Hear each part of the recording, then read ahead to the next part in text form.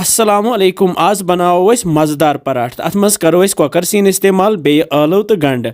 तो यथ मज कर बह प्योर कनक ओट इस्तेमाल यम सत यथ वारिया मज़ गसि तो वमेद से तुह यम अजिक पराठ पसंद तो तुम बनइव त पक्यू करो अस जल्दी जल्दी शुरू अजिक खास कोकर पराठ। मे नीव यह शीशु बान अत पे थव बह छान तो बह त्राव यथ 450 ग्राम यह कनक ओट यह बहन प्योर कनक ओट इस्तेमाल करान यह छानुन जरूरी तिकाज यथ आटिस मन कनक कोश सह जरूरी कड़न इसीलिए छानहोन अस यह वुचो कूता कोश रूद ये छान मज तो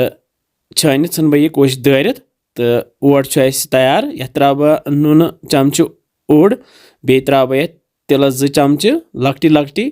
तो रलावन बह असल पे अम पे त्राव बह चौक बोल आब ठहरी ठहरी तो मांडन बह यह सही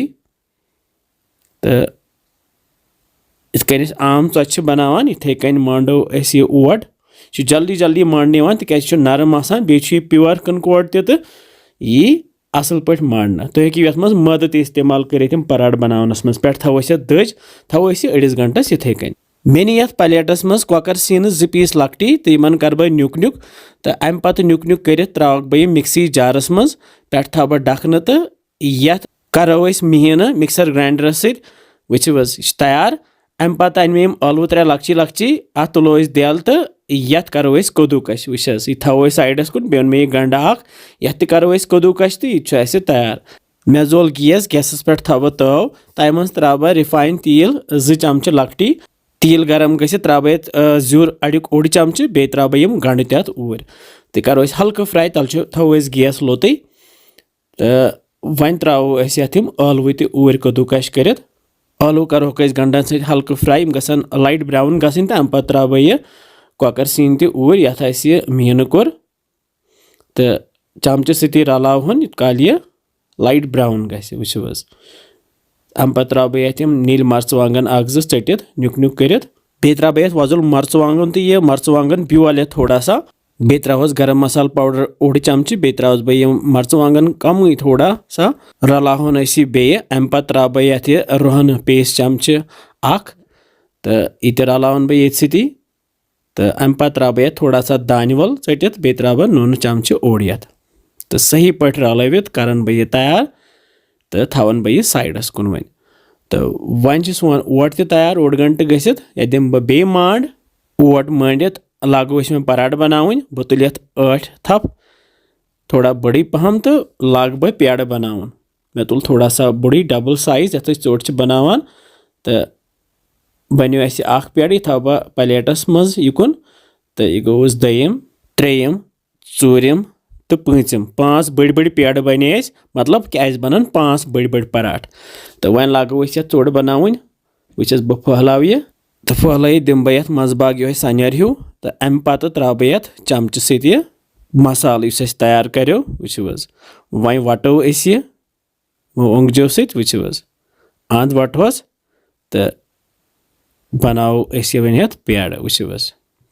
पेड़ बनो अस गो तैयार अम पे मे यह चकला तो अत चकलस पे त्राव बह 8 फेक तो थो बह यह पेड़ ये पे तो लागो अस बेलन सत वन पराठ बनावन वो चोट फहलावन इथे कन फहलावन अस तो दिमो जेचर तो बनाओ अस गोल गोल पराठ वो क्युत पराठ बनो अस माशाअल्लाह तैयार वो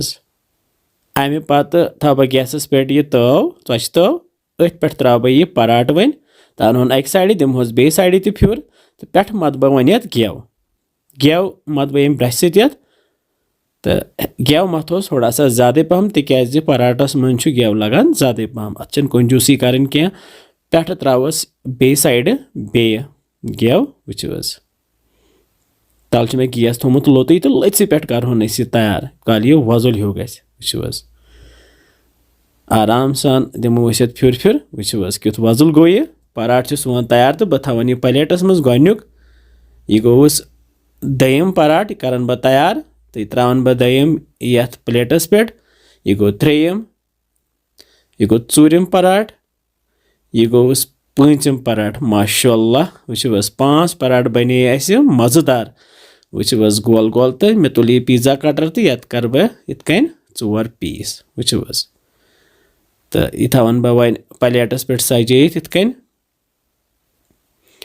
The be thaba yati aanchar ichu sui garkuli aanchar the be thawa zamda to isi ti khamwane mazedar paratha. तो वमे तो आसनो अजिक पराठ जरूर पसंद आमित तुम ते बनइजो बे वनानस कि बासान तुम साने रेसिपीज इंशाल्लाह समखो बे कैसन मजेदार रेसिपियन से तुम थो पन ख्याल बिहु रबस हवाल अस्सलाम वालेकुम।